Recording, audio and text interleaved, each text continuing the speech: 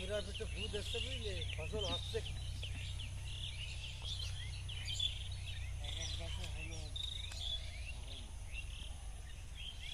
তারপর বিশাল কষ্ট করে।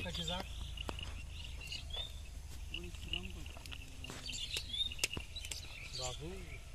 আগেকার তুলনায় মানুষ এখন দেখতে না, আমরা ছোট থাকতে যা দেখি তিন অক্ট দূরে পানি পান্তা পানি তিন কি জন্য দেশে ছিল না ইরি ধান, দেশে ছিল না কোনো মেশিন বুঝলে, আমন ধান লাগাইছি ভোর এরা জায়গায় জিভে রেখে দিয়ে বাইল কালে সেচের ব্যবস্থা নেই, এবার ওই পাজা পাজা বুঝা বুঝা খাইতে গরু খাইছে, হ্যাঁ পাখি খাই আমি খাই খালি ভাত খাবা কম সব তো গরু খাই আরো বাইলও বেরোবে না, আমন ধানে সেচ বা পানি নেই তো, আর ইরি ধান তো নেই, খালি অভাব কমতে থাকে, ভাত কমতে পায় কম। আর এখন যারা আশেপাশে করতেছে আল্লাহ শরীর ভালো রেখেছে,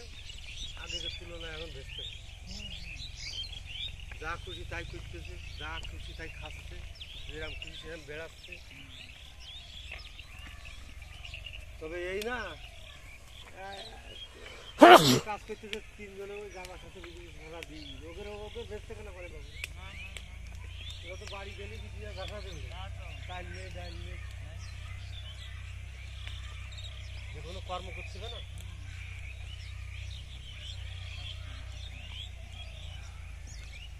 এবার দেখো মাটিটা কিরাম হচ্ছে,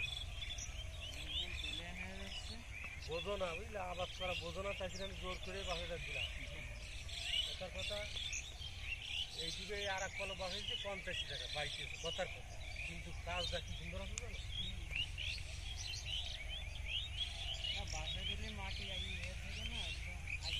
আসতেছে আর এই মাটি গুঁড়ো হয়ে যাচ্ছে, কিরাম ঘাস মাছ দাঁড়িয়ে যাচ্ছে।